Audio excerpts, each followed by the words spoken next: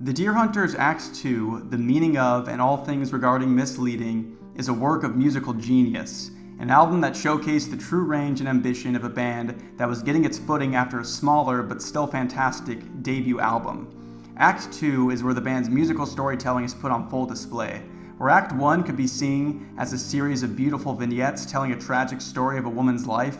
Act 2 is a cohesive collection of songs that illustrate the troubles of our main character, Hunter. To recap Act 1, our story started with a prostitute, Miss Therese, attempting to burn down the brothel that she worked at. That brothel was called The Dime. Miss Therese starts a new life for herself and her newborn child at a homestead near a lake. The boy, Hunter, is told to never stray away from the homestead and to never pass the tree that marked the path back to the city. Miss Therese attempts to take care of him and provide, but eventually goes back to work at the Dime. We are then introduced to the pimp and the priest, a duplicitous man who serves as the priest of the city's church and also the owner and facilitator of the Dime. He is a vile man who takes advantage of the vulnerable men and women to make money off of their sins. Miss Therese keeps her life and work a secret from Hunter, who eventually chooses to stop questioning. He is fine living in ignorance. He does not know anything of the world and chooses to live at the homestead with his mother, the woman who has loved him and taken care of him his whole life. So now, with the stage set, we begin our story analysis of Act 2, The Meaning of and All Things Regarding Misleading. Before we get into it, please subscribe if you haven't already. It means a lot to me. Also, if you haven't watched my Act 1 video, then I would recommend you watch that one first, but let's get into it. Track 1, The Death and the Birth. Our first song is a very short instrumental track. We are treated to a somber violin playing a theme that's going to show up later in the album, near the end. We also hear from this track that the band has improved its production quality significantly. Just the instrumentation in general sounds a lot better and the recording quality is a lot higher. The title of the song is The Double Meaning. The Deer Hunter loves to use double meanings in their lyrics, and we're going to see plenty of those throughout these albums, throughout the entire story. The birth is referring to both the birth of Hunter's journey throughout the rest of the world, and also a location where a ship is docked. That's what the word birth means. Ships will become an important part of this story at the end of this album, and we're also going to learn that the city where our story is taking place is located on the coast. The death in this case refers to the passing of Hunter's mother. Miss Therese has died. Track 2, The Procession. The Deer Hunter always nails the second track on their albums. Whereas the first track, The Death and the Birth, sets the stage from a story perspective, the second throws us into the direction that the music will be taking in the rest of the album. Act 2 is full of heartbreak and anger. Our lead singer Casey screams out many of the lyrics in this album, and the agony of our characters is portrayed beautifully in both his delivery and the music itself. The blood, how it paints such a scene. Hunter has found his mother dying. She's bleeding out, and he is both shocked that this is happening and unable to help her. Casey, the lead singer of the band, has previously stated that Miss Therese was not murdered. This means she was either fatally wounded in an accident, given that she's bleeding a whole bunch, or that she took her own life. The second option seems to be the correct interpretation. Miss Therese's life has been nothing but tragedy and misery. She provided for her son by performing agonizing work at the Dime, and she saw no escape from that life that she led. Seeing no way out of this tragic story, she decides to end her own life. Foul routine, pedigree. The foul routine is a reference to Miss Therese's life as a prostitute. Prostitutes are often regarded as having no pedigree. Pedigree in this case meaning ancestry, specifically referring to the ancestry of upper-class people. Hunter himself is also left with no pedigree. His only connection on the planet, his entire world, was his mother. He doesn't know what she did and what her life was like, and so he has no reason to feel ashamed of her. While Miss Therese viewed herself as worthless, she meant everything to Hunter, who is now left with nothing, especially given the fact that Hunter doesn't know who his father is, which we won't find out about until later. Mouth agape, stuttered hands attempt to flail and finally agree. Her heart ceases its rhythm.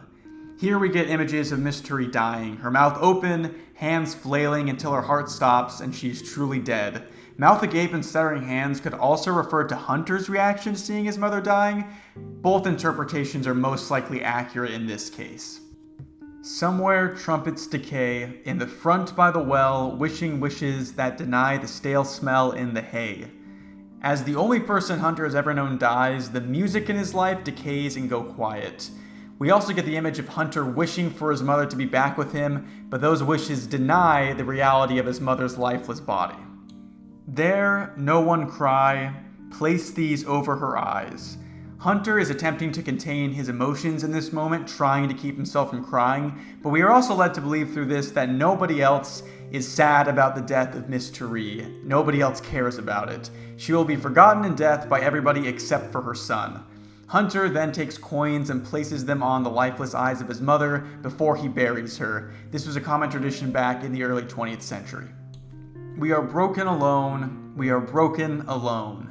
The life that Hunter knows has been completely shattered at this moment. The only one he ever knew and the only person that ever cared about him is gone. On top of this, his world being broken, we also know that he is broke and alone, as in he has no money and no means of providing for himself without his mother who took care of all of his needs beforehand. She's inanimate, bloodless elegance. Even in death, Miss Therese is still a beautiful woman. Helpless hiding tongues, bathed in revulsion. Miss Therese's hidden tongue is a reference to the hidden life that she never told Hunter about. Any confession that she could have possibly given to her son would have been bathed in revulsion and disgust from both her and Hunter. Here lies unfinished beauty, wilting premature. Miss Therese has died young, well before her time. The word lies could also be a double meaning though. Not only is she lying dead in her grave, but the lies that she told Hunter to keep him from the truth are also buried with her, leaving Hunter on his own to discover the truth of the world. You can't be too sure. No, you can't be too sure. While Hunter has chosen to obey his mother and trust that the world is a cruel place, vowing to stay at the homestead for his whole life, now he isn't so sure about that and isn't so sure she was always telling the truth to him. He is now doubting his mother's judgment and is weighing the decision to wander away from home and see the world for himself instead of blindly trusting what she always told him. Reserved, always playing the part of a boy left alone, he proceeds to the road beyond the home he'd learned to call his own. Rejecting the quiet, reserved life that he has led to this point, Hunter decides to start his journey to the city. He is now walking down the road that Miss Therese walked every day in her tragic life while she was working in the city at the dime. One life for another, one life for another, one life for another, one life for another. Miss Therese gave up her life to take care of her son. Now that she is gone, Hunter feels that her sacrifice would be wasted if he spent all of his days in the homestead.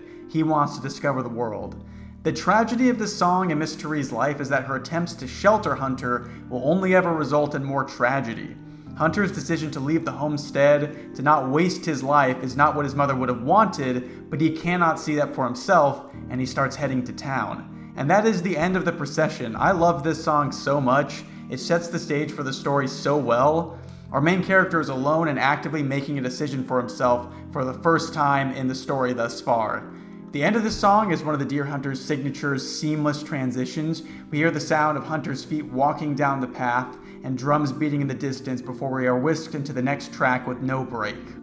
Track 3, The Lake and the River. This is the longest track on any of the 5 albums. It is a true musical journey from beginning to end, and the song just takes so many interesting twists and turns throughout. It perfectly illustrates how the Deer Hunter expands on the medium of music to create something more than your average band. We can assume that this song takes place during Hunter's walk into town. He is currently grappling with his thoughts about his mother, the lies that she told him, and whether he even has the will to continue with his life now that his world has been shaken. Everything you'd live and die for, reasons leading you through here. Miss Therese was everything that Hunter thought he would live and die for. He didn't think that he could live in a world without her, and now he is searching for reasons to continue on with his life. He hopes to find meaning and reason in the world outside of his homestead, the world that he has only known his entire time growing up. Perished matriarchal bonds, failing innocence of love, when the world beckons your approach, it swallows you whole. The matriarch of the family is dead, and Hunter now feels that innocence inside of him that he once had leaving him. Her death has changed him, especially considering it was most likely a suicide. We don't know if he knows that yet, though. The world is now calling to Hunter, and he is willingly walking towards it. He does not yet know that the world is unforgiving and will try to take everything that he has. Remember, Hunter spent his life up until now completely sheltered, only knowing his own mother. I should also mention that Hunter is likely in his early adulthood. I personally picture him being around 20 years old. You'll believe what you're meant to believe. In the hands of ghosts, we're never responsible. Hunter is wrestling with his feelings about his mother. He loved her, but she always kept the truth from him. He only ever believed what she meant for him to believe, and he wants the responsibility of this ignorance to fall on her, but he also knows that he is partially responsible for this self-imposed, if not kind of imposed by his mother, ignorance that he currently has. Wait to see what you're meant to see. The veil lifts when you expose your soul. The only way for Hunter to uncover the truth of the world is for him to expose his soul to it.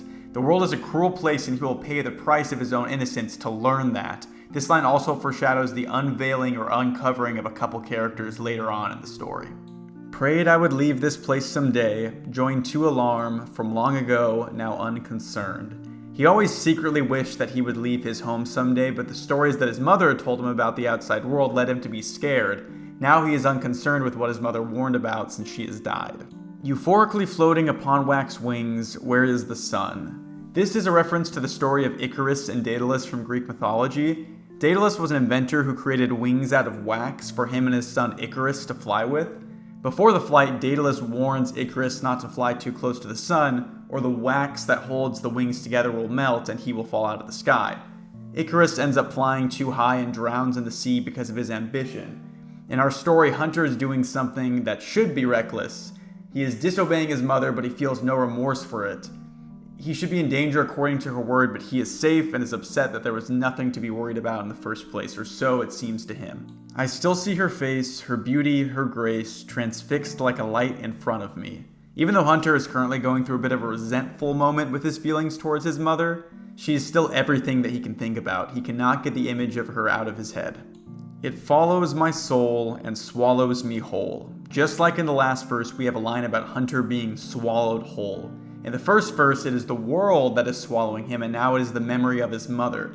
No matter what he does, he will be consumed by something. His decision to leave his home is fueled by this insecurity and this dread that he feels.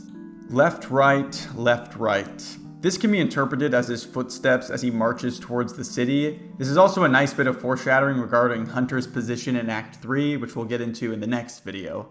This part of the song is also very angry sounding, almost like Hunter is leaving his home out of spite at this point. His anger is just growing and growing. His branches reached so far before, his leaves were bold extremities with great control. Wasted along, he died alone. Hunter is at the tree that his mother told him never to cross. We talked about that on the previous album. This tree used to hold great control over him, but now it's just a dying husk. And just as his mother did, the tree died and the control over Hunter is now gone. This could also be interpreted as foreshadowing for events that we'll see in some of the later acts. We'll get to all of that later in the later videos. She's inanimate, bloodless elegance, fatal fascination breeds a bloom of misery, helpless hiding tongues, bathed in revulsion, here lies possibility, wilting premature. This is a reprise of the chorus of the song before this one, the procession. The key distinction being the tone. Whereas it was sung out of anger and frustration before in the previous song, now it is sung with beauty and reverence. Hunter is considering honoring his mother's wishes and turning back, not going into town after all. But the right hand hates the left, and the sea's upset with the sky, so we press on, press on, press on, press on, in spite of the spite. Hunter's worldview is shaped by his feelings of resentment following his mother's death. Whereas she wanted an idyllic life for him, he can only see the world as a bitter, cynical place, a world where nature itself is fueled by anger and rage. He continues his journey. Happiness is a knife when the world rolls on its side and your mind's on fire. Don't you know that happiness is a knife when the world rolls on fire? Here we get more of Hunter's cynicism.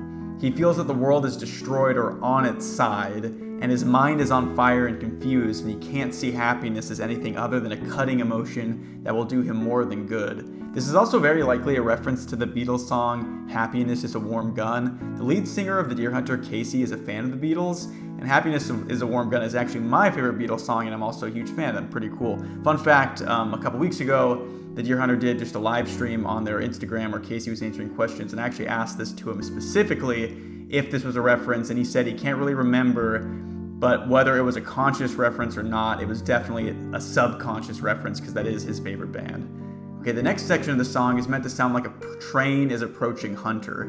He takes this train in the next song, but the train also symbolizes the world coming for Hunter, almost like he's met the world halfway at this point. He lived his entire life surrounded by nature, and here is this giant metal contraption spreading fumes into the air. We get what honestly always sounds like a chorus or a choir of ghosts to me. The voices are so haunting and I absolutely love them. The Deer Hunter just knows how to do ghost vocals so well for some reason, and they show up a couple times. But anyway, here's what they say. Trying to find the trouble with the trouble I've found, begging my God to make the wheels go round, eat so much but I never get full, earth opened up and swallowed us whole. These lines can mean a couple different things. One interpretation is that this is simply an introduction to the cruel world that Hunter is warned about. People spend their entire lives trying to survive and feed themselves only to be swallowed up by the earth at the end of it all. It could also be a description of the train itself though. Trains are run on coal and they consume a ton of fuel in order to move.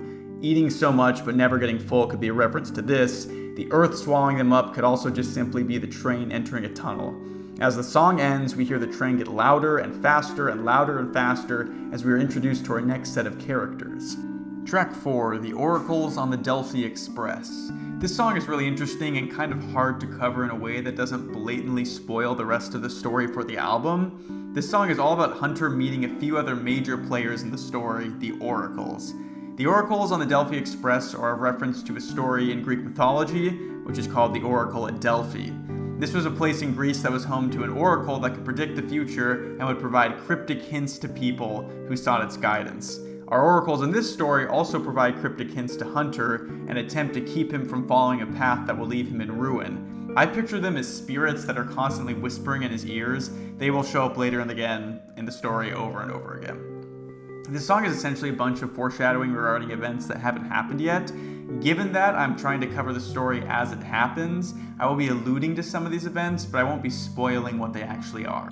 Stick with us, throw your morals out the door, you aren't in the land of the river and the lake no more. The oracles are imploring Hunter to listen to them. He is not in the world that he knows anymore, and listening to the oracles is the only way to keep himself from a life of tragedy, or so the oracles seem to think. Makeshift schemes, we've got plenty here for you. Lock away your dreams and throw away the key. The oracles are offering to guide Hunter with makeshift schemes. This presents the idea that while the oracles have some divine power, their plans might not be foolproof and they are really just doing their best with what they've been given. They also seem to urge Hunter to avoid going to the city. They're telling him to stay at home and to live the life that his mother wanted for him to abandon his hopes and dreams of coming to know the world outside of his home. They just want him to stay back where he was. You've been stuck in the middle of patience and animosity, with a lust for solidity and a cryptic history, your luck's running thin. Hunter was always caught between contempt for his mother for keeping the truth from him, and patience in trusting that she knows what's best for him. He just wants there to be something solid underneath his feet now that she is gone. He's also told that his luck is running thin, and that the mere act of leaving his home has put him in danger that he is unwilling or unable to see. The cryptic history that is mentioned also has to do with Hunter's parents and where he really came from. We're going to cover that more in detail when we talk about Act 3. Crimson hands brandish wounds with masquerade. If you flee from grace, your souls cannot be saved. Big steamships, exits illustrate the flaw. Don't be ashamed if you're a more faux pas. When the bombs go off, you'll know right where you are. Like I said earlier, these lyrics are all cryptic hints that explain the story to come. I don't want to explain exactly what they mean, but I'll go into them a little bit, just kind of give a vague description of them. Hunter is told that if he flees, his soul cannot be saved. His responsibility is to stand his ground and confront his issues, and trying to run from them was only going to cause him more trouble later on. We're also given the image of large ships leading to some sort of flawed exit, which again we'll cover later. And amour faux pas is a combination of French words that essentially refers to mistakes in love or a lover's folly. Hunter is told not to be ashamed of the stumbles that he will face in the pursuit of love and to carry on no matter what. Bombs going off is a reference to something that will happen in Act 3. If you know these albums, then you know what I'm talking about. If you haven't listened to Act 3, then we'll cover it in the next video. The Oracles on the Delphi Express is a super fun song. It has kind of this ragtime feel to it, and the vocals sound very different than what we're used to. Again, they sound very ghostly, which perfectly fits the idea of these spirits calling out to Hunter. The very end of the song gives us another reprise of the procession before we hear the sounds of a bustling city. Hunter has made it to town and is experiencing what life in the city is like. Track 5, The Church and the Dime. This is officially our first track on the album that takes place in the city. The Church and the Dime are two establishments that are potentially back-to-back with each other, meaning they share a wall. The church is presumably the Catholic Church in the city, and the dime is the brothel that Miss Turi worked at. Again, Miss Turi is Hunter's mother. She prayed to the man with the twin in the mask, but the world is numb and cold. The first line is a reference to the pimp and the priest. He looks like a normal priest, but his twin in the mask, his alter ego, is the pimp, who is always depicted as wearing a mask so as to keep his identity a secret. We're also told that the world is numb and cold, an ideology that was held by Miss Turi and now it seems Hunter. And the boy, all alone, casually wandering home, unaware of sobering reality. I used to think that this line referred to Hunter leaving the city after his first day there, but on closer inspection it's actually a bit of dramatic irony. Hunter is now nearing the dime. He's wandering next to it, which is the place that he was conceived. Again, his mother worked there. He is wandering home in that sense without realizing the actual reality of what he's doing. Faster, save me, harder, I can't. This is a reference to the song on Act 1, The Pimp and the Priest. It is a haunting depiction of what goes on inside the dime. I won't get into detail on that, but I think you can get the picture. Breathe in, breathe out, let them all fold, let them all fold. These lines refer again to the prostitutes being taken advantage of. In this case, we have our singer noting that all the men fold after having their way with her. Even though they feel powerful in the moment, they're revealed as weak, fragile, guilty men after the act. Folding can be interpreted as something bending, meaning it is fragile and weak. It could also be referring to folding in poker, which is essentially to stand down. I like this interpretation because it gives us the image of someone bluffing about their cards and then relenting and admitting they didn't have anything of value the whole time. I should also note that it really seems that this song is sung from the perspective of one of the prostitutes at the brothel. In the next song we will learn exactly who this woman is. Take note of her view of the place that she works and her general feelings about the world. Hearts finish here, love decays while call girls perform. He waits alone, playing roles to suit lovers' flu. Again, we are told that the dime is a place where love goes to die, that there is nothing genuine there, and that the women who work there are miserable. We are then told about the pimp who waits in the church, waiting for men to come and then confess their sins. He charges them money to be forgiven, and he makes money twice off of that same transaction because the sin they've committed is that of going to the brothel.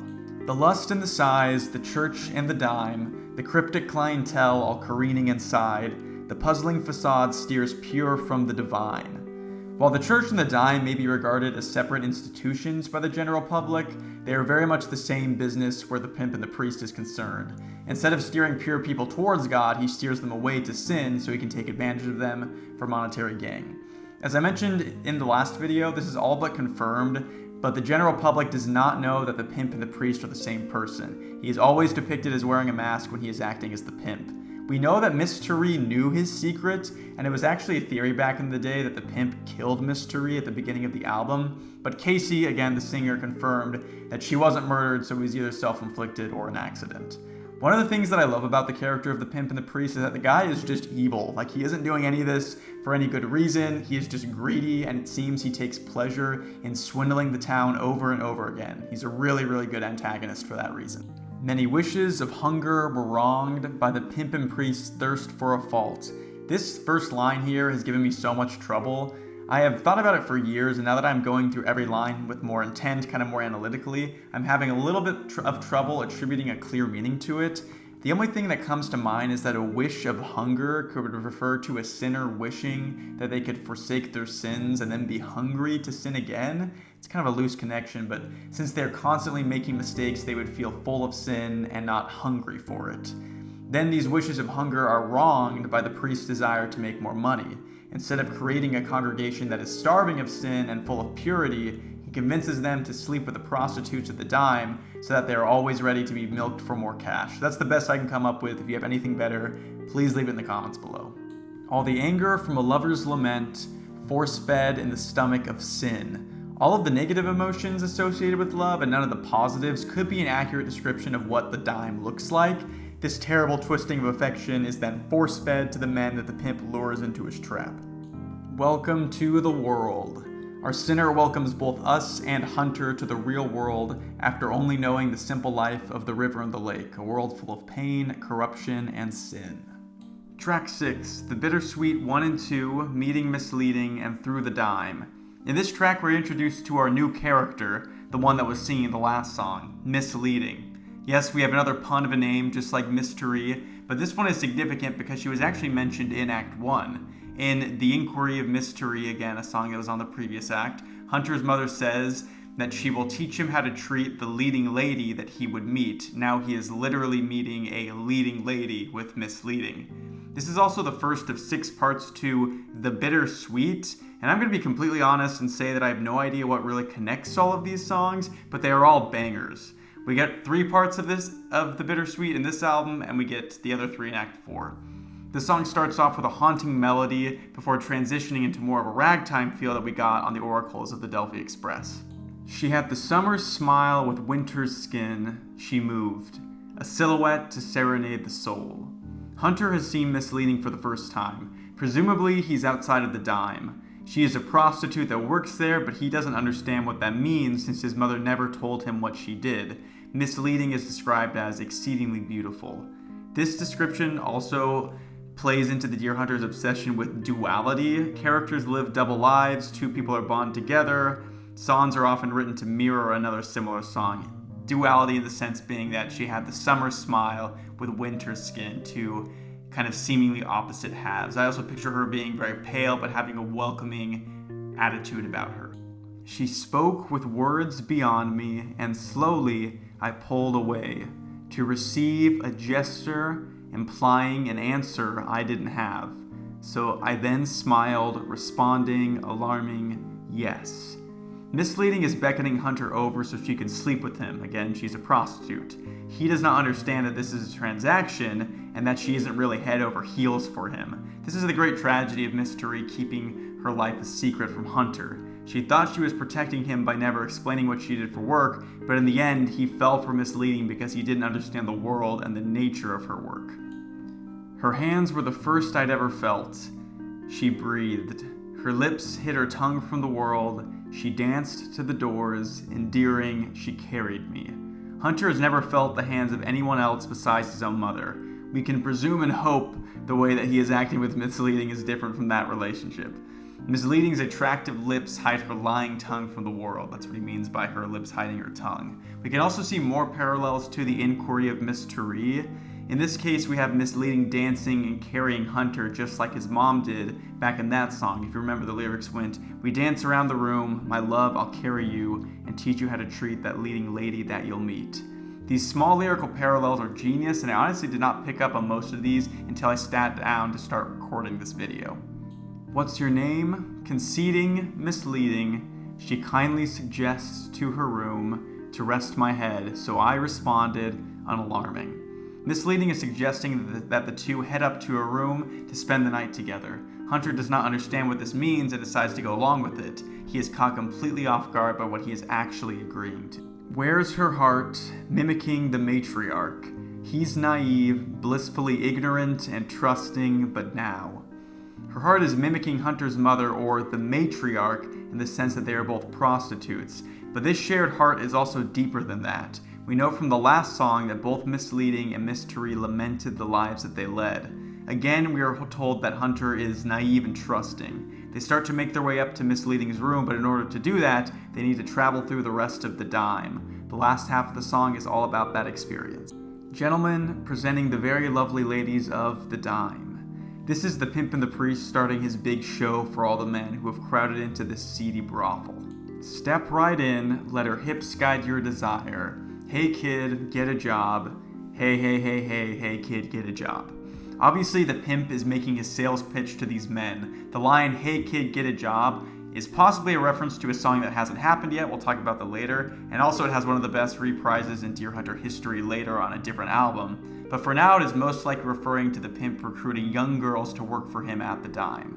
They have ways to satisfy what you require. Touch, taste, feel, 2 times the dime. Yet again, another inquiry of mystery reprise. This particular instance is especially good because it twists the pain that mystery expressed into a peppy sales pitch. It really shows how the pimp does not care about these girls and just does all of this to make a quick buck. But the perks are more than price, and the guarantee is clean. They're all clean. We know what the men all want. They know it isn't free. This is just more gross salesmanship from the pimp. Go figure. Her history is left behind. The ignorance has room to breathe. While this may seem like another aspect of the pimp's sales pitch, it also refers to misleading in Hunter's situation. Her history as a prostitute is unknown to Hunter, who seems to be falling for her by the moment, and his ignorance fuels this infatuation. They play a part and act a scene, the prejudice, the guilty. In the typical situation at the time, the men who pay for the woman are often full of their own prejudices about the woman that they are sleeping with and that they are the guilty ones. In our current situation, Hunter has no prejudice and misleading can be seen as the guilty party. Take a chair, you're not alone, the bed's your home tonight. Hey kid, get a job. Wait right there, we'll magnify and maximize your inner fire. Maximizing an inner fire has an air of religion to me. Similar to the concept of letting the spirit grow within you, it's almost like the pimp's priest persona is sneaking into his rhetoric about the dime. This song is all about what Hunter is seeing as he is led to the room. The latter half feels very frantic, and I think that's all intentional, almost like you're a hunter and you can't quite make sense of everything that is going on. I really love this song, and I think the last half is super fun. They even reused the theme from the oracles on the Delphi Express, and you know just how I feel about those little musical Easter eggs and reprises. They are one of the main reasons that I love this band so much. Track 7, The Bittersweet 3, Embrace. So this song is all about Hunter misleading tonight together. Now I'm not going to go into excruciating detail about what all these lyrics mean, but I will cover the aspects of it that show Hunter's naivety. He thinks he is falling in love, she is just doing her job. Darkness, hesitation, I fell into her arms.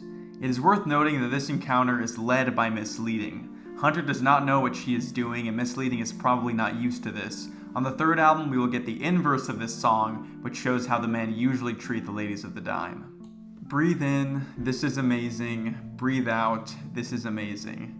This is a refrain of what we heard on The Church and the Dime, the song that was 2 songs back. In that song, the line was followed with Let Them All Fold, as misleading reflected on the weak men that took advantage of her. Hunter isn't trying to take advantage of her and is instead appreciating the intimate moment between the two of them. She removed her clothes and all of the world shined. Now that we're alone, all of the world shines. Hunter has been depressed and without light since Mystery died. He is now finding that light again through his companionship with Misleading. Both of the women that brought light into his life worked at the dime. First hot breath, then cold hands, intrusion, but aware.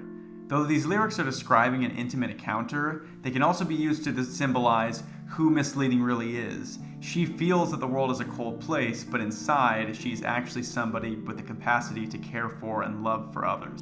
The fire inside was all light, and she bloomed, and I never knew life could be this good. Hunter's inner fire is now burning again for the first time since he left home. Even though the pimp is a terrible person, his promise of maximizing Hunter's inner fire that we heard in the last song has come true. The distant sighs, the clothes on the floor, the bedding a mess, she sings for more. We learn through the song The Pimp and the Priest on Act 1 that the ladies of the dime call out for more during the night. Hunter doesn't know that this is an act that Misleading is playing and instead twists her words into passionate singing. We fall beneath the sea in the back of our hearts and fail to breathe until we resurface again. Hunter has fallen head over heels with Misleading, but this image of falling in love is also evocative of drowning. While Hunter feels that this interaction is a good thing, Misleading is drowning in her own sorrows. The sea in the back of a heart could also be hinting at the fact that Misleading potentially has some feelings for Hunter that she had previously locked away. Any access to her true love and affection would have to be hidden away in the back of her heart instead of open for the world to see. She had the summer's smile with winter's skin, and all along, with words beyond me, she welcomed me in. Hunter is reflecting on the moment they met. He still doesn't understand what she was saying to him when they first met, but he is glad that they are sharing this moment together. Again, his reading of the situation is completely wrong. And that's it for the lyrics of this song, but I do have to shout out the fantastic bass riff that is used during the last instrumental portion of the song. It is so relaxing and cool, and this particular interlude is one of my favorites of all time, just absolute perfection. Track 8, Smiling Swine. The Deer Hunter shows off their excellent grasp of juxtaposition on this next song. Embrace is a sweet song full of tasteful melodies and a sort of somber, soft vibe to it, whereas Smiling Swine is a much more bombastic song about what happens the morning after Hunter and Misleading's night together. I woke alone, put on my coat, ran for the door, down the stairs, and made it to the second floor. Hunter is woken up to find that Misleading is no longer there. He is confused by this, as he thought their night together was one of romance and passion, not just another transaction. Stunned by the squeaky wheel, a smiling swine, stunned by the sight and fearing what's behind. The squeaky wheel gets the grease is a phrase that means the most noticeable problems get the most attention. The smiling swine is the pimp, presumably in a pig mask at this point. Referring to the pimp as the squeaky wheel could be signifying that he is the biggest problem or the biggest threat in our story. Hunter is shocked to see this man. Remember, he thought it was just him and Misleading, and now somebody else has stopped him and is potentially asking him for money. Hey there, he pleasantly began. Good day, he telescoped his hand. That most recent line is one of my favorites because if you ask a group of Deer Hunter fans to give you one of their favorite lyrics, this will for sure be there. Telescoping just means extending, as in he is offering a handshake to Hunter, but the phrasing is so unique and interesting and most Deer Hunter fans just go crazy for it for some reason. I think it's awesome too. Is there a service I can possibly propose? Misleading seems to be a proper butterfly, then I suggest you pack your bags and learn to drive.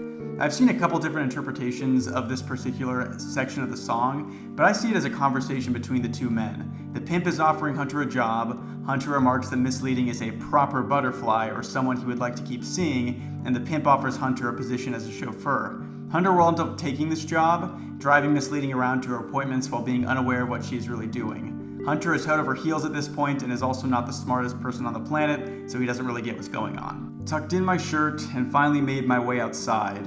Hunter is still disheveled from the night before. This situation is probably very strange and disorienting for him. He thought he would fall asleep with his new lover and he wakes up to a scary man offering a job. He broke the scene, a Machiavellian dandelion, blissfully plucked from the bloom of another. Some cool literary references here. Niccolò Machiavelli was an Italian diplomat and writer during the Renaissance. He wrote a book called The Prince that was essentially a political guide for new princes in the country. This book is notable because it encouraged politicians to commit immoral acts in the pursuit of political glory. Instead of treating these acts as a necessary evil, Machiavelli seemed to truly believe that bad things done for political reasons were not actually bad, like they were good. In this way, the pimp and the priest acts as a good reflection of those ideologies. He is doing a truly terrible thing, but it is all done in the pursuit of money and glory, so he doesn't quite believe that he is in the wrong. He sees himself as enterprising. Dandelions are also seen as weeds by most gardeners, something that gets in the way. Hunter sees the pimp as an object in his path, but he doesn't fully comprehend the sinister motives that the man really has. Him being blissfully plucked could highlight that Hunter is still flying high from the night before and is politely getting the pimp out of his way. Even though he is eager to find Misleading, he is still pleasant to the people around him. But all the while, she was still fresh in my mind. Hunter cannot get her out of his mind. He is head over heels. And though it might be premature, but ambition strikes just when the mood is right, the mood is right. Hunter believes that he is in love with Misleading and wants to start building a relationship with her. His ambition is to be with her, but this could also be interpreted as him taking the job offer from the pimp, following his ambition in that way as well as in the way of wanting to be with her. The rest of the song is instrumental and more refrains of the chorus. This is a fantastic example of musical storytelling as the song gives you the image of Hunter flying high after the night with Misleading. He cannot see his situation as anything other than a good one. Again, he has been so sheltered that he does not understand that the lover that he has is really a prostitute. This could all have been avoided if his mom was just open and honest with him, as I've mentioned countless times.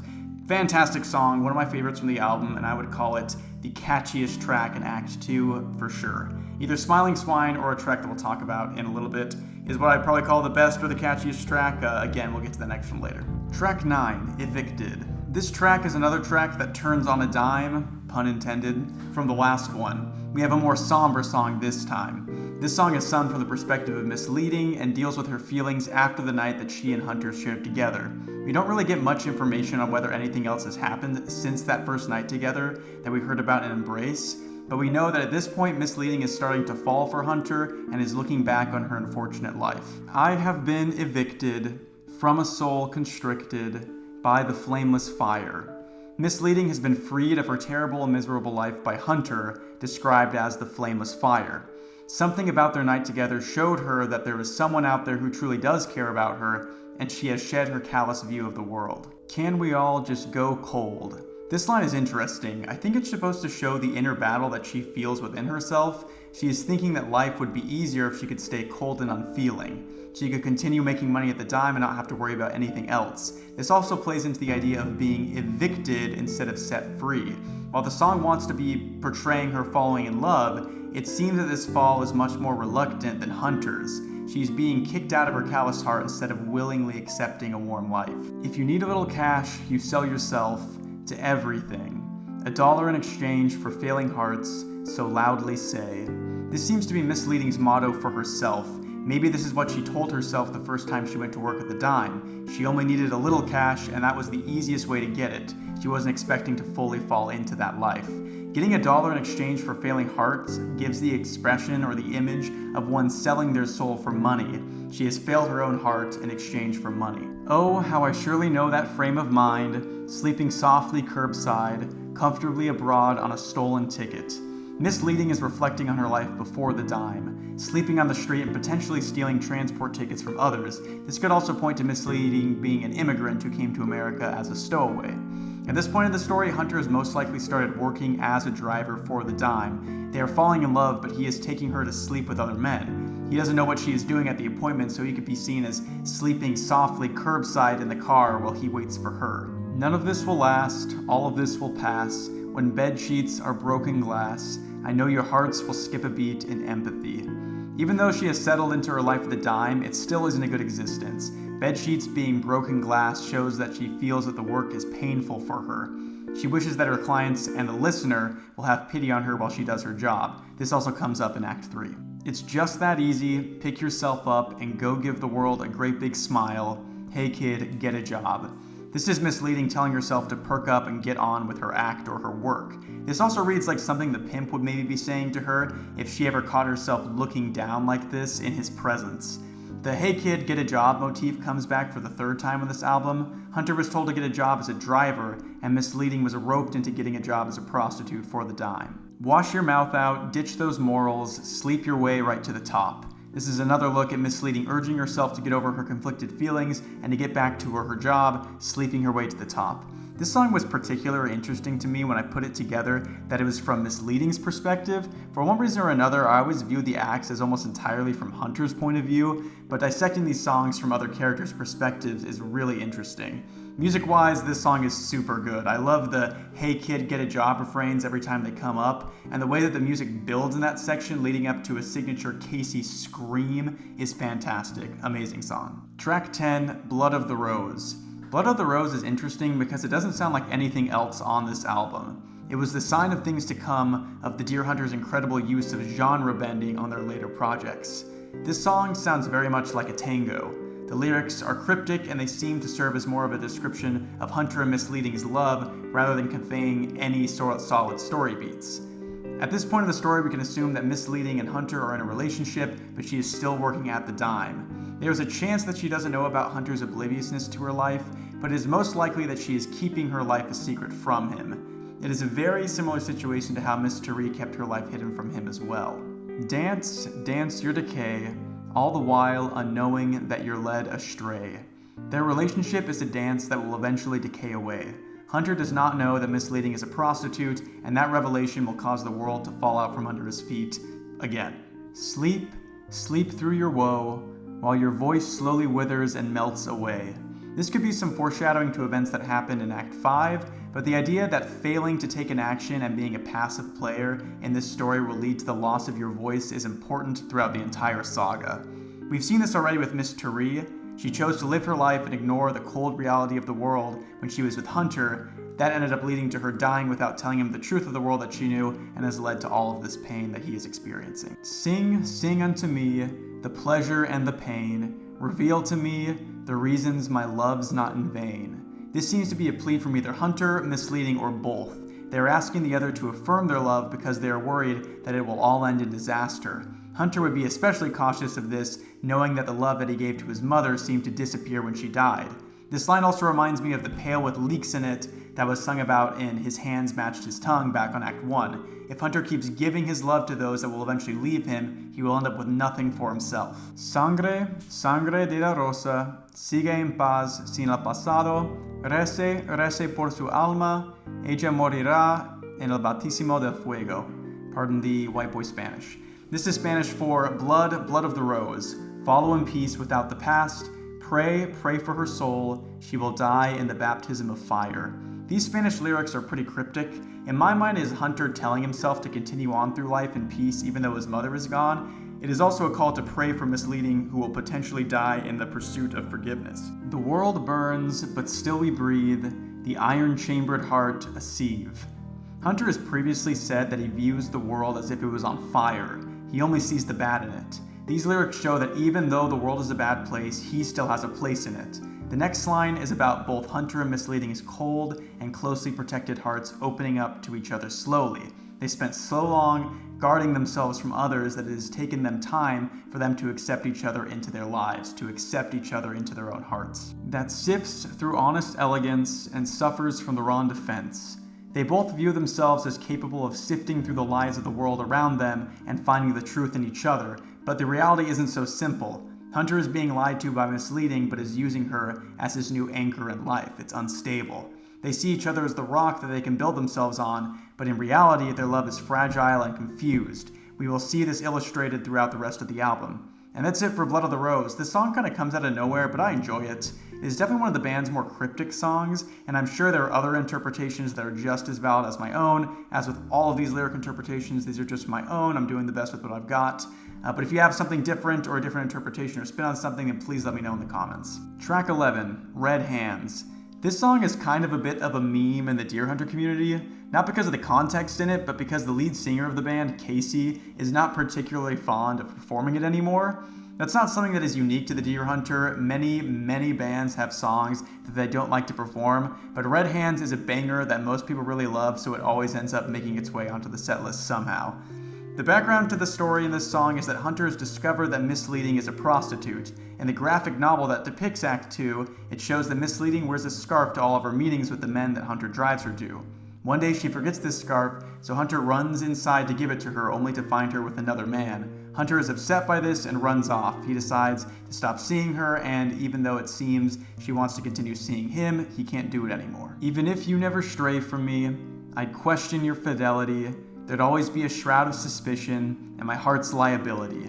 Hunter is saying that even if he didn't know about her profession, his natural distrust of those around him would keep him on edge, potentially accepting that the relationship was doomed from the start and not solely because of her being a prostitute. With your hands marooned so freshly red, you'd wrap your lips around my neck, try and forced to love the thought of me, simple motions make me ill. The entire idea of red hands comes from the common expression of being caught red-handed or being caught in the act of doing something bad. Hunter feels that Misleading only ever treated him like any of the other men she was with during the day, and that the act of them being together was repulsive to her. This isn't true, but Hunter is trying to hide the fact that he still has feelings. It is much easier to abandon the relationship if he sees her as a deceitful woman who only wanted to harm him. The truth is much more complicated though, but still equally harmful to his well-being. Was it bitter when you tossed and turned on his undercover mattress? Did it feel so good? Hope it felt so good.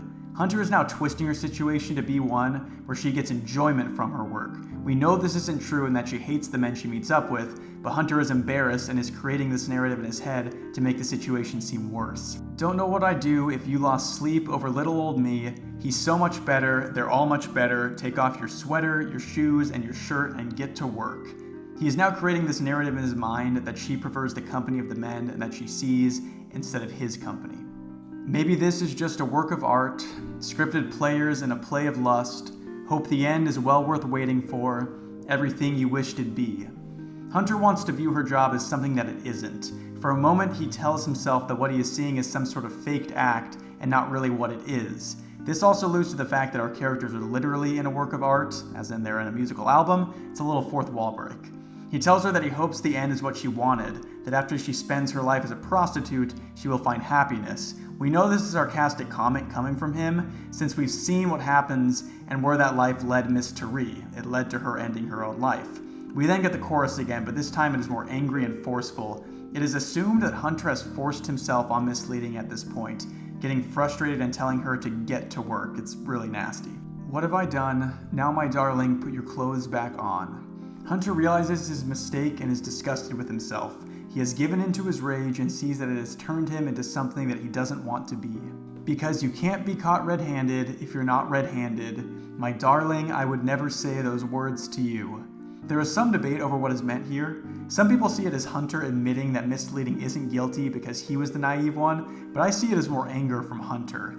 He is telling her that being stuck in this situation wouldn't be possible if she never put herself in that situation to begin with. The only people who can be caught red-handed are those that have done something wrong. We also get a little bit of his sensitive side, though. He doesn't want to tell her how betrayed he feels because he thinks it will make the situation better. He has inherited this from his mother, refusing to talk about the situation leading to pain further down the line. I was pulling out my heart so I could pin it to my sleeve, on display for you to see I'm on display. Hunter was getting ready to fully open up to Misleading, but that was cut short when he was betrayed by her. The act of opening up is also painful to him. The imagery of pulling out his heart has always sounded like a painful process to me. Overall, I really like this song. A big reason that Casey dislikes it is because he was going through a rough breakup at the time and feels that this song is immature. I think the song is immature in a good way. Hunter is an immature character who doesn't know how to grapple with his emotions. He gets angry and confused and bounces back and forth between shame, disgust, anger, and sympathy.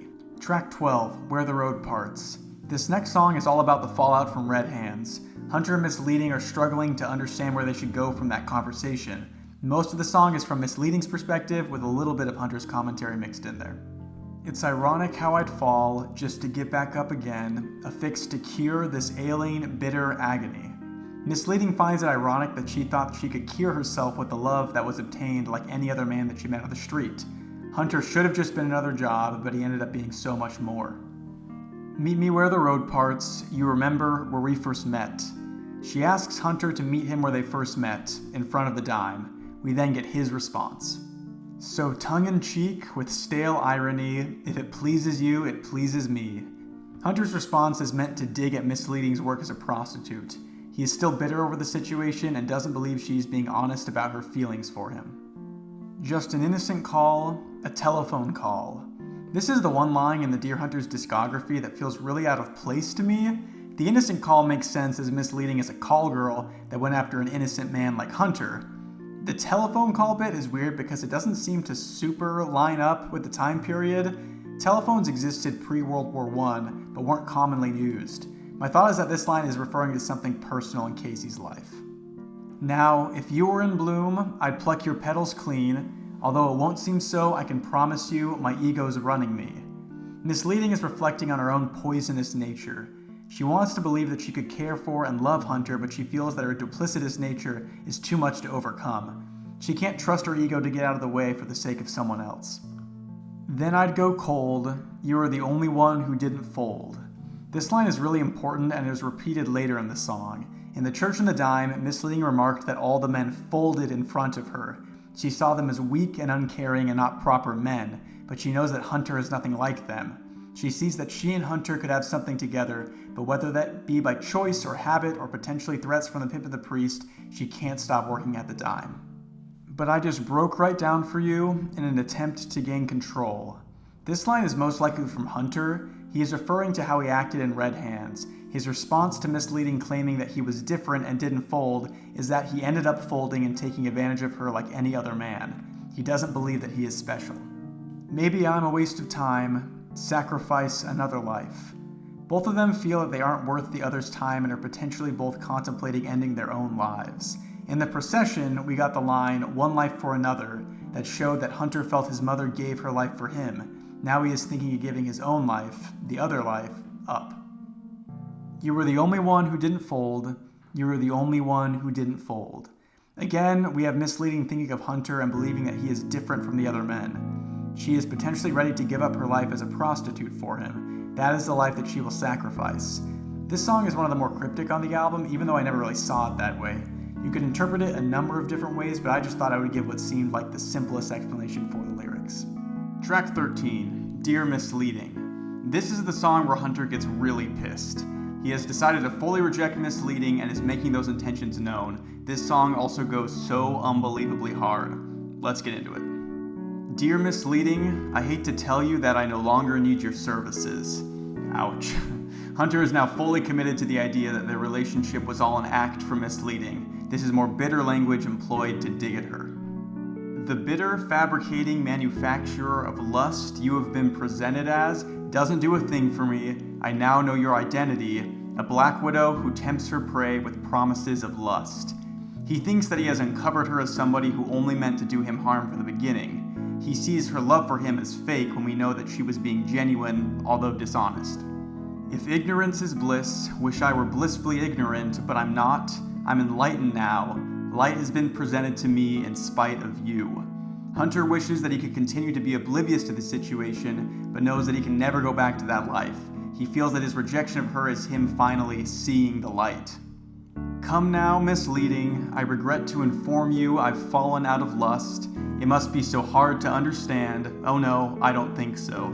Again, he frames the relationship as one of lust rather than genuine passion. He's being facetious in implying that his ending of their relationship is something that would be routine to her, since he thinks that he was just another body to her.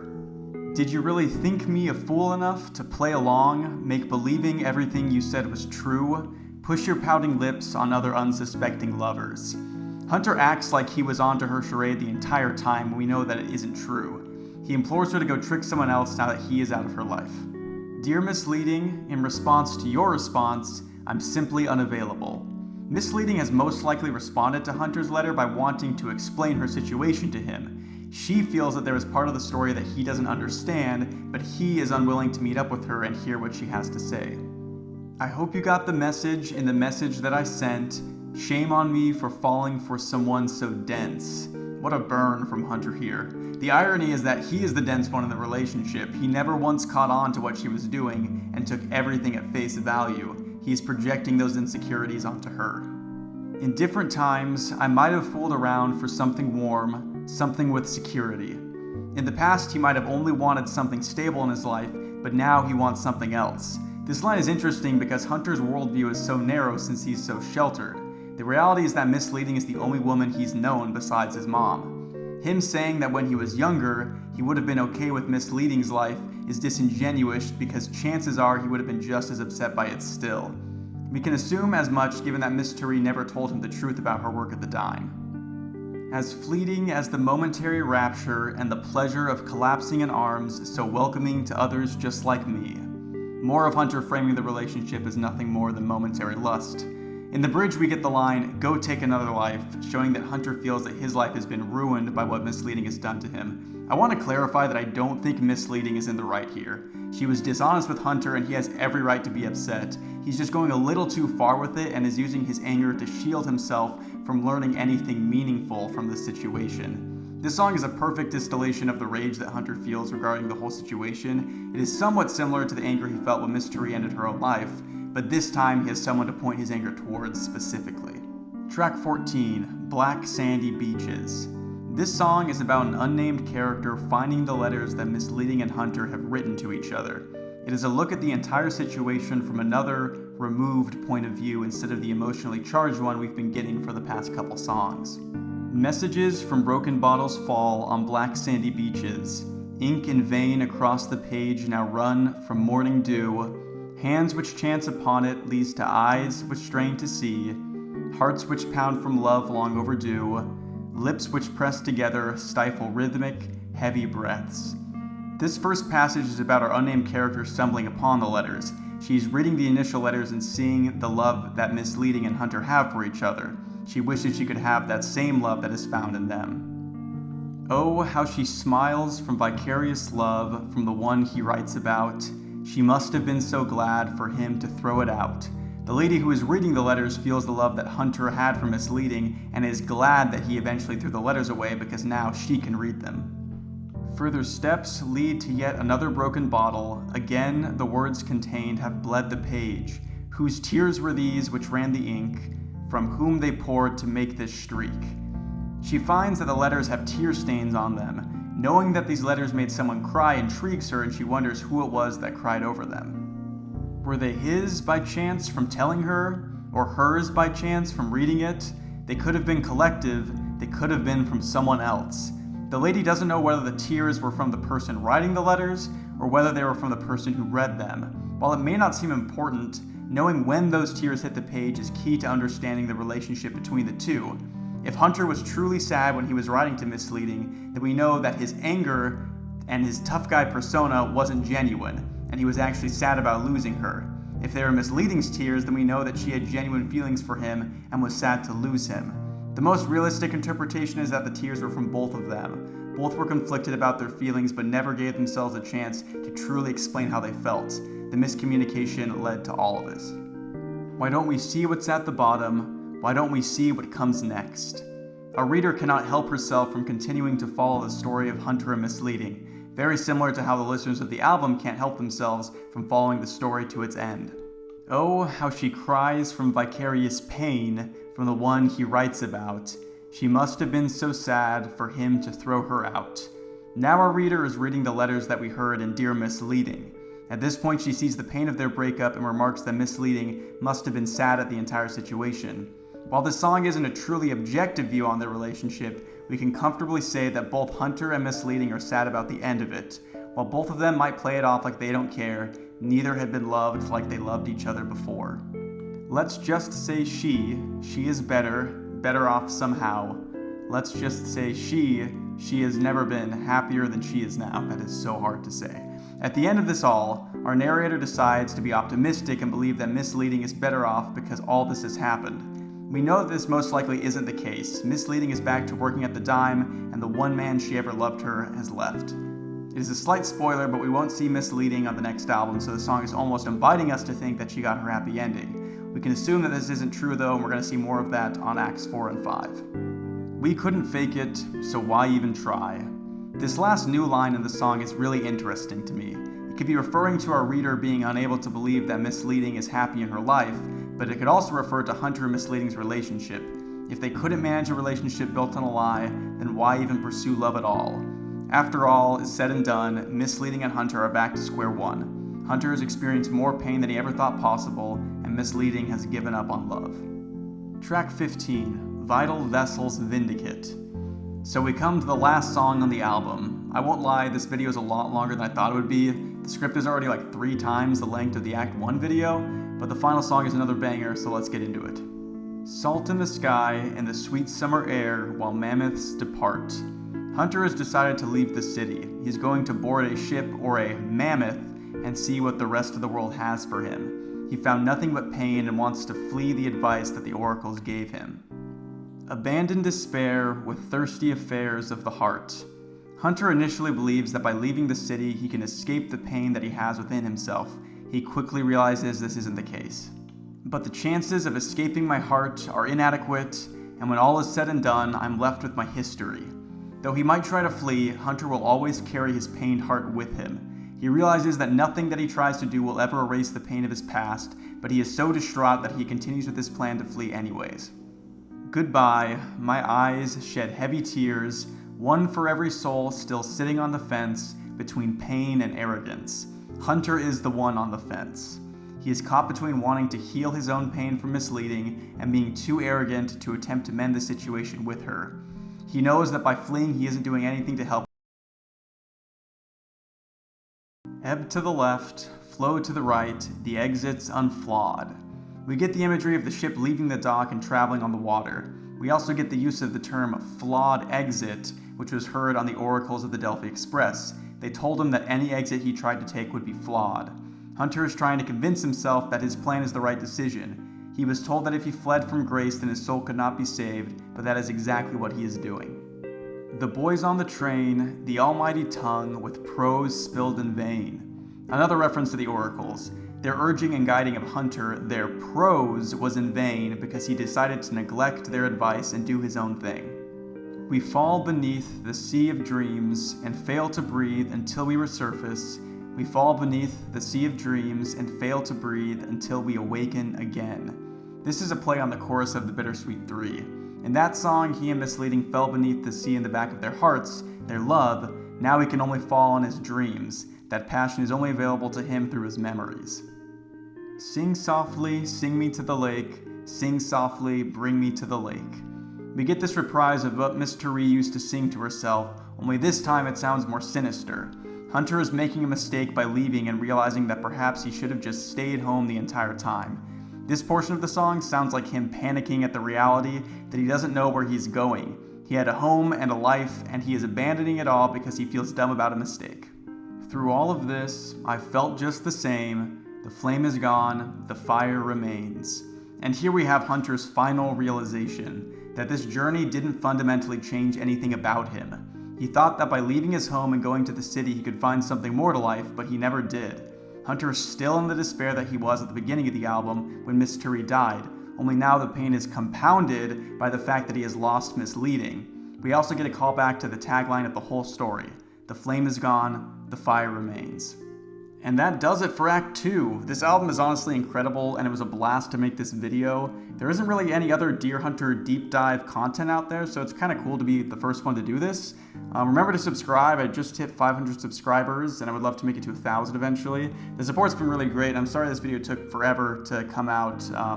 I've been struggling with some personal stuff, but I've got it all cleared up, so that's pretty great. I'm going to get started on my Act 3 video now. I'm really excited about that one. I love Act 3.